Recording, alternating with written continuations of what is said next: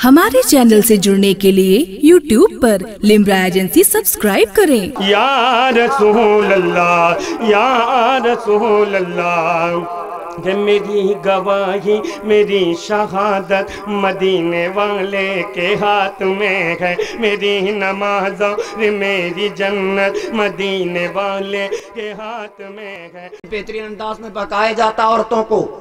अभी हाल ही में दो ऐसे लोग यहाँ हिंदुस्तान के अंदर हैं। एक तो वो है जो बीवी बच्चे वाला नहीं, शादी करके अपनी बीवी को नहीं रख सका। आज वो पूरे हिंदुस्तान में मुसलमान औरतों को बहका रहा है कि हम मुसलमान औरतों के हमदर्द हैं। ऐ मुसलमान औरतों, उन बेगैरत औरतों की पैरवी मत करना जिसने मूसी की पैरवी करके उसने इस्लाम पर एतराज किया है। खुदा की कसम तुम सोचो कि जो प्राइम मिनिस्टर अपनी औरत का हक नहीं दिला सकता, वो लाखों मुसलमान औरतों का हक कैसे दिलाएगा। और यूपी की सरजमीन पर जो शादी नहीं किया, जो औरत वाला नहीं, जो बच्चे वाला नहीं, वो तुम्हारे दर्द को कैसे समझेगा, बाल बच्चों के दर्द को कैसे समझेगा। इसीलिए आज हिंदुस्तान की धरती पर मासूम बच्चों की इज्जतों को तार तार किया जाता है। 6 साल की बच्चियों की आबरू को लूटा जाता है। 8 साल की बच्चियों की इज्जतों आबरू को लूटा जाता है। उनके माँ बाप को सरेआम कत्ल किया जाता है। और इन नेताओं का हाल ये है, वो ये कहते नजर आते हैं कि ये तो दुनिया का तरीका है, हर दौर में होता रहा। ऐ मुसलमानों, खुदा की कसम ये ऐसे लोग हैं जो तुम्हारे इस्लाम पे एतराज करके तुम्हारे ईमान को छीनना चाहते हैं। इसलिए अगर ईमान बचाना है तो अल्लाह उसके रसूल की फरमा बरदारी करनी ही पड़ेगी। वाह वाह वाह, नारे तकबीर, नारे रिसालत, अज़मते औलिया कॉन्फ्रेंस, नारे तकबीर, नारे रिसालत। औरतों को 2 तरह से बकाया जा रहा है इस वक्त। पहला तरीका ये कहते, देखिए इस्लाम ने औरतों को बराबरी का हक नहीं दिया। मर्द जब चाहे तलाक दे दे, औरत को तलाक का इख्तियार नहीं, बराबरी का हक कहाँ हुआ। इस तरह बकाया जा रहा है। और दूसरा, औरतों को यह समझाया जाता है कि इस्लाम तुम्हें हमेशा एक कैद के अंदर रखना चाहता कि ना तुम नौकरी करो, ना दुनिया के अंदर जाओ, घर के अंदर पाबंद हो जाओ और अपने चेहरे को ढके रहो, अपने पूरे बदन को ढके रहो। ये तो तुम्हें अपने गुलाम, अपने बांदी की तरह रखना चाहते हैं। इस तरह औरतों को बकाया जाता है। ऐ मुसलमानों, जब इस तरह का एतराज हो तो उन नादानों को बता देना कि औरत और मर्द को अल्लाह ने बराबरी का दर्जा दिया, मगर वो बराबरी नहीं जो तुम समझते हो कि खुले आम अगर मर्द जा सकता है तो औरतें जा सकती हैं। ये बराबरी नहीं, बल्कि ये तो जंगल राज होगा। बराबरी ये है, अगर अल्लाह का कोई भी नेक बंदा अगर इबादत और रियाजत करके अल्लाह का वली बन सकता है, और तो अल्लाह ने तुम्हें भी इबादत का हक दिया है। मर्द अगर तालीम हासिल कर सकता है, और तो तुमको भी इस्लाम ने तालीम का हक दिया है। मर्द अगर अपनी प्रॉपर्टी रख सकता है, और तो अल्लाह ने तुमको भी हक दिया है। अल्लाह का ये पाकीज़ा कलाम जितनी आजादी औरतों को दिया, चैलेंज है दुनिया के किसी भी धर्म के अंदर इस तरह औरतों को आजादी नहीं मिली। अगर आजादी मिली है तो तनआ मुहम्मद रसूलुल्लाह के दर से मिली। औरतों को तलाक इसका इख्तियार क्यों नहीं दिया गया, इसको आसानी से मैं समझा दूं। अल्लाह तबारक व तआला ने जब अक्ल को पैदा फरमाया, 100 हिस्सों में से 10 हिस्सा 10% औरतों को अल्लाह ने दिया और 90% अक्ल अल्लाह ने मर्दों को दी। और जब शहवत को अल्लाह ने पैदा किया तो 90% अल्लाह ने औरतों को दिया और 10% अल्लाह ने मर्दों को दिया। अब इसका अगर उल्टा हो जाता, बराबरी हो जाती, 50-50 दोनों को दिया जाता, तो आप जरा गौर करो कि मर्द जो 90% अक्ल रख करके अपनी बेगुनाह औरतों को बात बात पे तलाक देता है, عورت اگر کھانا صحیح نہ پکائے تو طلاق، عورت اگر بلانے پہ نہ آئے تو طلاق، عورت اگر اس کا سر نہ دبائے تو طلاق، عورت کپڑے نہ دھوئے تو طلاق۔ اس طرح روزانہ نہ جانے کی اتنی عورتوں کو طلاق دی جاتی ہے۔ اے عورتوں، میں تمہیں سمجھانا چاہتا ہوں 90% عقل رکھنے والا جب بات بات پر تمہیں طلاق دیتا ہے تو تم 10% عقل رکھتی ہو۔ اگر تمہیں اللہ تعالیٰ طلاق کا اختیار دے دیتا تو خدا کی قسم ہر گھر کے اندر روزانہ ہر لمحے طلاق ہی طلاق ہوتی۔ جب 90% والا عقل والا ہو کر کے جب بات بات پہ طلاق دیتا ہے تو عورتیں جن کو میرے آقا فرماتے ہیں ناقصات العقل ہیں، ان کے پاس عقل ادھوری ہے، اگر ان کو اختیار دیا جاتا تو خدا کی قسم روزانہ نہ جانے کتنے گھر اجڑتے ہوئے نظر آتے۔ اور یہ بھی سنو، یہ اللہ کا احسان ہے عورتوں پر، اللہ کی رحمت ہے عورتوں پر۔ اگر اللہ تبارک و تعالی طلاق کا اختیار عورت کو دیتا تو دنیا کا کوئی بھی مرد اپنی عورت پہ بھروسہ نہ کرتا، اپنی عورت کے نام پر کوئی جائیداد نہ لکھاتا، وہ ہمیشہ ڈرتا اگر میں اپنی بیوی کے نام پہ جائیداد لکھا دوں گا تو صبح طلاق دے کر کے چلی جائے گی اور ساری جائیداد کی مالک بن جائے گی۔ یہ تو کرم اللہ نے کیا۔ کیا عورتوں تمہیں اللہ تبارک و تعالیٰ نے مردوں کے دل کی دھڑکن بنا دیا، اور یہ طلاق مردوں کو دے کر کے اللہ نے عورتوں پر احسان کر دیا کہ اب عورت کو ستایا نہ جائے گا بلکہ عورتوں کو سینے سے لگایا جائے گا، اور مرد اگر اپنے لیے خریدے گا تو اس سے کہیں زیادہ اپنی عورت کے لیے خریدے گا۔ یہ جذبہ کیوں پیدا ہوا؟ صرف اس بنیاد پر کہ اللہ نے مردوں کو طلاق کا اختیار دیا۔ درود پاک پڑھ لیجئے، اللہم صلی اللہ سیدنا مولانا محمد مہدی الجود والکرم وآلہ وبارک وسلم صلاۃ و سلاما علیک یا رسول اللہ صلی اللہ تعالی علیہ وسلم۔ اور آج کے دور میں بہت سے لوگ اپنی اولاد کے بارے میں شکایت کرتے ہیں، خود نماز نہیں پڑھیں گے اور اولاد کے بارے میں کہیں گے کہ مولانا میرا بیٹا نماز نہیں پڑھتا، خود قرآن نہیں پڑھیں گے، بچوں کے بارے میں کہیں گے کہ میرا بیٹا قرآن نہیں پڑھتا۔ جیسا باپ چلے گا ویسے ہی تو بیٹا چلے گا۔ ہر چھوٹا اپنے بڑے کی پیروی کرتا ہے، اور جو اس طرح شکایت کرتے ہیں ان کے لیے بڑی عبرت کی بات میں بتانا چاہتا ہوں۔ اگر اس طرح آپ کو اپنے بچوں کے بارے میں شکایت ہے تو پہلے اپنے گریبان میں جھانک کر کے دیکھو، اپنے کردار کو اپنی نظروں کے سامنے رکھو، اپنی پوری سیرت کا مطالعہ کرو، اس لیے کہ اگر اولاد خراب کام کرتی ہے تو کہیں نہ کہیں اس کے ماں اور اس کے باپ کی خطا کا ضرور اس میں اثر ہوتا ہے۔ میں نے روایتوں کے اندر پڑھا، عمر فاروق اعظم رضی اللہ تعالیٰ عنہ کا دربار لگا ہوا تھا، ایک بوڑھا اپنے لاٹھی کے سہارے آتا ہے، عرض کرتا امیر المومنین میرا جوان بیٹا میری بات نہیں مانتا، میرا جوان بیٹا مجھ کو کھانے پینے کے لیے نہیں دیتا، میرا جوان بیٹا مجھ کو گھر سے نکال دیتا ہے، بڑی تمناؤں کے ساتھ پالا تھا، بڑی آرزوؤں کے ساتھ پالا تھا، میں نے اس پر نہ جانے کتنا خرچ کیا تھا، لیکن آج جوان ہو گیا ہے تو میرا حق ادا نہیں کرتا، امیر المومنین میرا حق دلائیے۔ امیر المومنین نے فرمایا پہلے اپنے نوجوان بیٹے کو بلا کر لاؤ۔ نوجوان بیٹا بھی آیا، امیر المومنین نے فرمایا کیا تیرا یہ باپ سچ کہہ رہا؟ اس نے کہا ہاں میرا باپ سچ کہہ رہا، مگر امیر المومنین میری بھی کچھ باتیں ہیں آپ سن لیجئے۔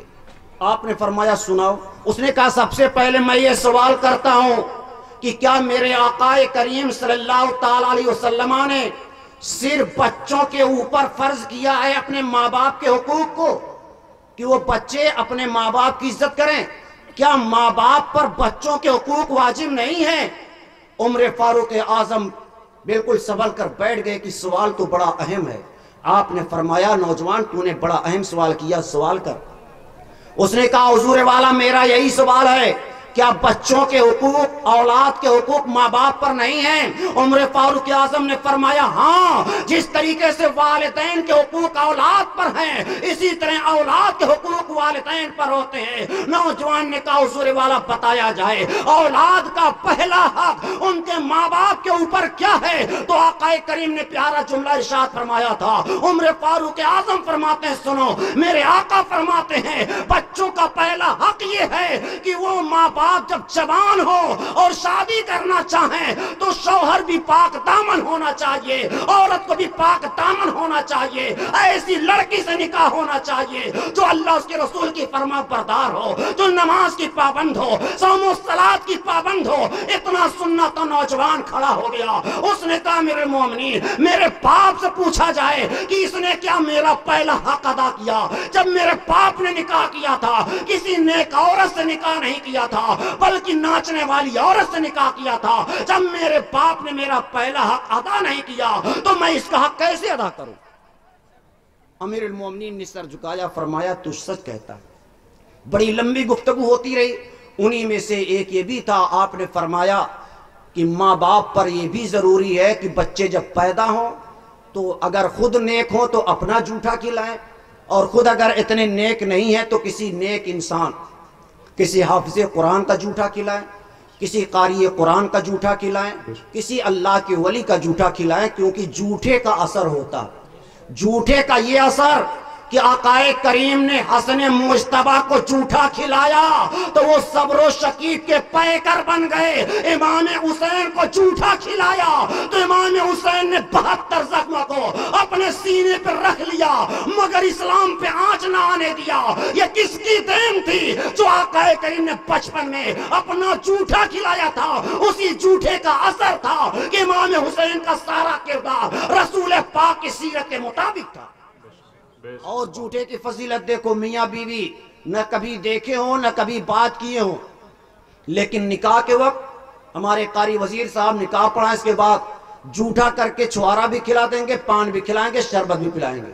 वो जूठा शौहर का उसकी बीवी को, जो होने वाली बीवी, उसको खिला दिया जाता है। अभी जूठे का असर देखो, अभी तक जो बच्ची अपने माँ बाप पर अपनी जान कुर्बान कर रही थी, अपने भाई बहनों पे जान कुर्बान कर रही थी, लेकिन होने वाले शौहर का जूठा जब उसके हलक के नीचे उतरता है, अब अपने माँ बाप पर, अपने माँ बाप को अपने शौहर पर कुर्बान कर देती है। अब उसकी नजर में अगर सबसे ज्यादा कोई महबूब होता है उसका शौहर होता है, और शौहर की नजर में अगर कोई सबसे महबूब होती है तो उसकी बीवी होती है। ये किसका असर है? जूठे का असर है। उम्र फारूक आजम फरमाते हैं, ऐ नौजवान सुनो, माँ बाप पर फर्ज है कि अपने बेटे को, अपनी औलाद को किसी नेक इंसान का जूठा खिला दें। इतना सुनना था, नौजवान ने कहा, उम्र फारूक आजम मेरे बाप से पूछा जाए इसने मुझे किसका जूठा खिलाया? खुदा की कसम किसी का जूठा नहीं खिलाया। जब इसने बचपन में मेरे हक को अदा नहीं किया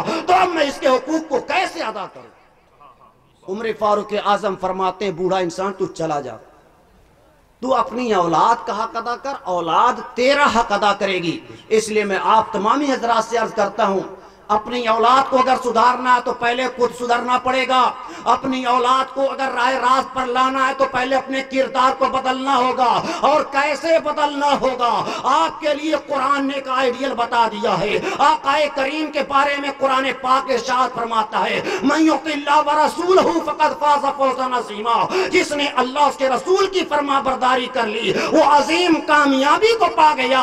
ऐसी कामयाबी मिल जाती है अगर जमीन पे हो तो कामयाब है, कब्र के अंदर हो तो कामयाब है, आलम बरज़ख में हो तो कामयाब है, आलम अरवाह में हो तो कामयाब है, आलम आखिरत में हो तो कामयाब है। बल्कि ऐसा कामयाब है कि कल मैदान महशर में अपने मातहतों को अल्लाह तबारक व तआला के फज़ल व करम से वो शफाअत करा करके जन्नत में ले जाए। बस आखिरी बात मैं और अर्ज कर दूं, हजरत अब्दुल लतीफ शाह अल इंतज़वान के ताल्लुक से, यहाँ क्यों आते हैं, यहाँ क्या रखा है? न कोई अजूबा है न और कुछ, मगर इस पर कुछ लोग एतराज करते हैं जिनका वजूद बदबूदार होता है, वो ऐसे खुशबूदार से नफरत करते ही हैं। गुबरौला को अगर इत्र में रख दो तो मर जाएगा, ऐसे ही इन बदबख्तों को अगर मज़ारात को दिखा दो तो बीमार पड़ जाते हैं। एतराज करते, जबकि उनका एतराज सरासर गलत है। हम अहले हक हैं, अहले सुन्नत वल जमात है। हमारा जो भी इस तरह का अमल होता है या अकायद होते हैं, नबीन के तरीके पर होते हैं, शुहदा के तरीके पर, सालहीन के तरीके पर, सिद्दीकीन के तरीके पर। और जो इन चारों के तरीके पर हो उसी को कुरान फरमाता है वही लोग कामयाबो कामरान। इन चारों से जो हटा وہ کبھی کامیاب و کامراں نہ ہوا ہے نہ ہوگا، ہمیشہ رسوا رہا ہے اور ہمیشہ رسوا ہوتا رہے گا۔ اب آؤ ذرا دیکھو قبروں کی زیارت کے بارے میں کہ کیا ان چاروں نے قبروں کی زیارت کے بارے میں فرمایا کہ قبروں کی زیارت کرو؟ تو سب سے پہلے نبی کی بارگاہ میں چلتے ہیں، عرض کرتے یا رسول اللہ، آپ کی پیروی کرنے کا حکم اللہ تعالیٰ دیتا ہے تو آپ فرمائیے کیا قبروں کے پاس جانا چاہیے؟ تو میرے آقا فرماتے ہیں اے لوگوں سنو، نعیدکم من زیارت القبور فزوروہا، پہلے تو میں روکتا تھا زیارت قبور سے، اب میں تمہیں اجازت دیتا ہوں کہ تم قبروں کی زیارت کرو۔ اور پھر ایک جگہ میرے آقا فرماتے ہیں من زارا قبری وجبت لہ شفاعتی، قبروں کا مقام دیکھو اے قبروں پر اعتراض کرنے والوں، قبر کا تو یہ درجہ ہے، میرے آقا فرماتے ہیں کہ جو میری قبر کی زیارت کر لے گا اس کے لئے میری شفاعت واجب ہو گئی۔ نہ تو نماز کے لئے شفاعت واجب کیا میرے آقا نے، نہ روزہ کے لئے کیا ہے، اگر کیا ہے تو زیارت قبر کے لئے یہ مقام ہوتا ہے۔ اب یہاں پر دو باتیں سمجھیے، ایک ہے ذات کی زیارت اور ایک ہے قبر کی زیارت۔ وہ کتنے خوش نصیب رہے ہوں گے جنہوں نے حضرت عبداللطیف شاہ عالم ترجمان کو ان کی ظاہری زندگی میں دیکھا۔ اس وقت کا دیکھنا کچھ اور ہے، اب ان کی قبر کو دیکھنا اور ہے، مگر دونوں فضیلت ہے۔ اور بات ہے کہ زندگی میں دیکھنا زیادہ فضیلت والا ہے اور بعد وفات دیکھنے میں فضیلت کم ہے، لیکن فضیلت دونوں میں ہے۔ قبروں کی زیارت کا تو یہ مقام ہے، امام شافعی فرماتے ہیں امام جعفر صادق رضی اللہ تعالیٰ عنہ کا مزار مقدسہ، ان کی قبر انور دنیا کے تمام کاموں کے لیے تریاق ہے، یعنی اگر تمہیں کوئی بھی ضرورت ہو امام جعفر صادق کے قبر پہ چلے جاؤ، اولاد چاہیے تو ان کے ادھر پہ جاؤ، آپ کو دولت و جائیداد چاہیے امام جعفر صادق کی بارگاہ میں جاؤ۔ یہ کون کہہ رہا ہے؟ دنیا میں شریعت کے دوسرے امام شافعی فرماتے ہیں، اور آگے ارشاد فرماتے ہیں سنو، جب کوئی مسئلہ درپیش ہوتا ہے میری عقل جواب دے جاتی ہے، امام اعظم ابو حنیفہ کے قبر منور پہ جاتا ہوں، وہاں پہ کچھ دیر فاتحہ خوانی کرتا ہوں تو سارے مشکل حل ہو جاتے ہیں۔ یہ قبر کی زیارت کی برکت ہے کہ دنیا کا کوئی انسان جو حل نہیں کر سکتا، ایک اللہ کا ولی قبر کے اندر رہ کر سارے مشکلات کو دور کرتا ہے۔ اسی لیے کہا جاتا ہے پکارا جب کبھی ہم نے طلعتم خیز دھاروں میں، لبے ساحل پہ کشتی آ گئی، تیری اشاروں میں جلائے آپ نے مردے شفا بخشی مریضوں کو، غموں کو دور کر ڈالا تم ہی ہو غم گساروں میں۔ تو ذات کو دیکھنا اور بعد وفات دیکھنا، ذات کو دیکھنا یہ سب سے اہم ہوتا ہے۔ نبیوں نے اللہ کو نہیں دیکھا، اللہ کی صفت کو دیکھا، اللہ کی نشانیوں کو دیکھا، لیکن میرے نبی نے جو ابھی معراج کی رات گزری ہے، اس رات میں میرے نبی نے ذات خدا کو دیکھا۔ اب سارے نبی ایک طرف مسجد اقصی کے اندر سب مقتدی بن گئے، اس لیے کہ ان نبیوں نے خدا کی ذات کو نہ دیکھا تھا، لیکن احمد مختار نے ذات خدا کو دیکھا تھا، اس لیے سارے نبیوں کے تاجدار بن گئے۔ اسی طریقے سے جن مبارک آنکھوں نے رسول پاک کی ساری زندگی میں رسول پاک کا چلیے جلوہ زیبا دیکھا، ان کا رخ زیبا دیکھا، ان کی ظاہری صحبت کو اختیار کیا، جن کو صحابہ کہا جاتا ہے، دنیا کے سارے اخبار، دنیا کے سارے اختاب، دنیا کے سارے ابطال، ساری کائنات کو ایک طرف رکھ لو اور ایک صحابی کو ایک طرف رکھ لو تو ان کا مقابلہ نہیں ہوگا۔ یہ نماز کی بنیاد پر نہیں ہے، کسی عبادت کی بنیاد پر نہیں ہے، صوم و صلاۃ کی بنیاد پر نہیں ہے، حج و زکوٰۃ کی بنیاد پر نہیں، صرف اور صرف زیارت رسول کی بنیاد پر ہے۔ ان صحابہ نے رسول پاک کی ساری زندگی میں اپنے سر کی آنکھوں سے دیکھا تو کائنات میں سب سے افضل و اعلیٰ ہوگا۔ اور بعد وفات میرے آقا نے خود ہی فرما دیا من زارا قبری وجبت لہو شفاعتی، کہ جس نے میری وفات کے بعد میری قبر کی زیارت کی تو اس کے لیے میری شفاعت واجب ہو گئی۔ لیکن پھر بدبودار اعتراض کر سکتا ہے تو رسول کی بات تھی، لطیف شاہ علیہ ترجمان کی قبر کی زیارت کیوں کرتے ہو؟ اور کسی کی قبر کی زیارت کیوں کرتے ہو تو ان کو بتا دینا. میرے آقا ارشاد فرماتے ہیں من زار قبر ابویہ او احدہما فی کل جمعۃ غفر لہ وکتب برا. میرے آقا ارشاد فرماتے ہیں دنیا کا کوئی خوش نصیب انسان اگر ہر جمعہ کو اپنے ماں باپ یا صرف ایک کی قبر کی زیارت کرے گا غفر لہ تو بخش دیا جائے گا وکتب برا اور نیکوں میں اس کا نام لکھ دیا جائے گا. اب آپ فیصلہ کرو باپ زیادہ بہتر ہے یا وارث پاک بہتر ہے, باپ بہتر ہے یا صابر پاک بہتر ہے. خدا کی قسم سارے باپ ایک طرف اور ہمارے وارث پاک, ہمارے غوث پاک, ہماری اعلیٰ حضرت ایک طرف, ان کی کوئی مثال نہیں ہو سکتی. اس لیے کہ پاک ہمارے جسموں کی پرورش کرتا ہے اور یہ اللہ والے ہمارے جسموں کو بھی سنوارتے ہیں, ہماری روحوں کو بھی سنوارتے ہیں. اگر ماں باپ کی قبر کی زیارت کرنے والا بخش دیا جاتا ہے, وہ نیکوں میں لکھا جاتا ہے, تو میں چیلنج کے ساتھ کہتا ہوں جو اللہ کے ولیوں کے قبروں کی زیارت کرے گا انشاءاللہ اس کے گناہ بخش دیے جائیں گے اور نیکوں میں اس کا نام لکھا جائے گا. میری دعا کہ اللہ تبارک و تعالی حضرت عبداللطیف شاہ علی رحمۃ اللہ عثمان کے قبر کی زیارت کرنے والے ہر خوش نصیب مسلمان کی مغفرت فرمائے. میرے بولنے میں کسی طرح غلطی ہوئی ہے, اللہ کی بارگاہ میں توبہ کرتا ہوں. استغفر اللہ رب من کل ذنب واتوب الیہ وما علینا الا البلاغ. السلام علیکم ورحمۃ اللہ وبرکاتہ. ہمارے چینل سے جڑنے کے لیے YouTube پر لمرا ایجنسی سبسکرائب کریں.